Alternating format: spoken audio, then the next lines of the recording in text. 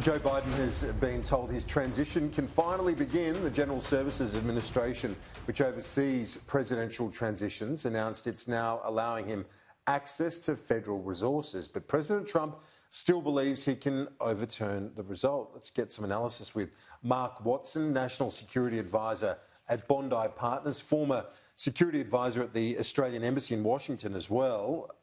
We did see a concession of sorts from Donald Trump, didn't we? It's probably as close as we're going to get for the immediate future. The main thing really is that he's allowed these more normal transition processes to get underway, to get the transition teams in place so they can begin the process of preparing their own arrangements for when they take over.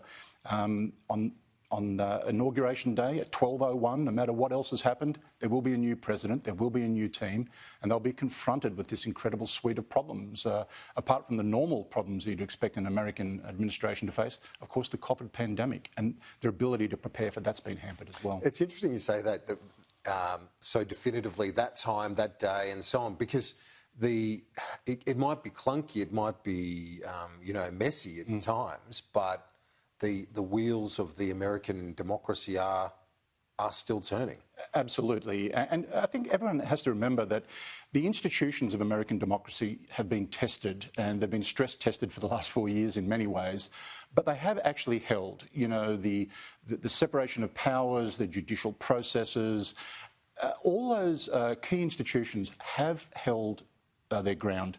I think what you'll find under a transition to a Biden administration, however, is an attempt very quickly to de-stress some of those institutions, to get us back to a situation of business as usual, business as normal in government.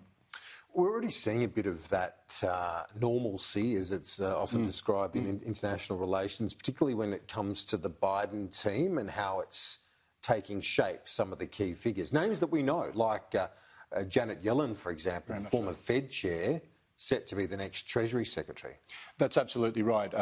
It's a case of steady as she goes. The individuals that have been named overnight in the national security team, people like Avril Haines, Jake Sullivan, these are well known to Australia, and they know Australia even more importantly. So they are very experienced, they are very well credentialed, and they know how government works. The fact that Joe Biden will have a number of these key positions in place on day one, at minute one, should actually be greatly reassuring, I would think, to the Australian people and to the Australian government. What does it mean as well? I did see Antony Blinken, the new Secretary, well, the incoming Secretary of State's analysis when it comes to China, saying that we need the US, allies as well, I guess by extension, need to be engaging with China from a position of strength.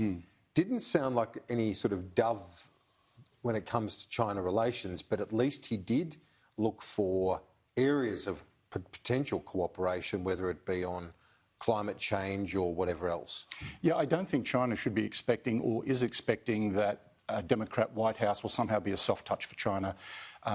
Joe Biden and Kamala Harris are very strong on the human rights issues relating to China. They will absolutely stand up to China. But I think we can expect a more nuanced approach. I think we can expect that there will be a strategy and a way of approaching China. And as our Prime Minister has said in his most recent speech, Australia will look for opportunities to engage China, and no one should assume that Australia's foreign policy or national security policy is always in lockstep with the United States. We have a different set of drivers in Australia. Our trade and investment situations are very, very different. And I think at the AUSMIN talks earlier this year, the Australian delegation did a pretty good job of trying to carve out the lines that we won't go all the way with the USA. And so in that context, there was a really interesting speech from the Prime Minister at that think tank. To me, though, there doesn't seem a clear off-ramp when it comes to the tensions with China. But having said that, over the last decade or so, we've seen various nations put in the freezer for a time, so to speak, like, Korea, Japan has been, other nations have copped the wrath of Beijing. Is it a matter of just trying to see it out, basically? Look, you're quite right that this is not unique to Australia. Sometimes when you're sitting down here in Australia, you feel like it's just us. It's not. The Chinese have done similar things at different times to Canada, Japan, Korea, EU to a certain point. Great Britain. But the difference is, I think China is onto Australia now. They're not going to let go in the short term. What that circuit breaker is, it's hard to see right now. Well, it's hard to see as well, just finally, Mark, because we don't have the summits like we normally see. I remember last year the Prime Minister at the G20 in Osaka, he was able to have a pull-aside, as they call it, in the sidelines of the G20 with the President of China, but that's not afforded to him right now. No, that's correct. There is some hope, as we've discussed, for the RCEP to be a forum in which trade issues can be discussed in a multilateral environment. But right now, today, China, as I say, they've kind of got us by the scruff of the neck and they're not letting go. Mark Watson, National Security Advisor at Bondi Partners, thank you. We'll see you next week.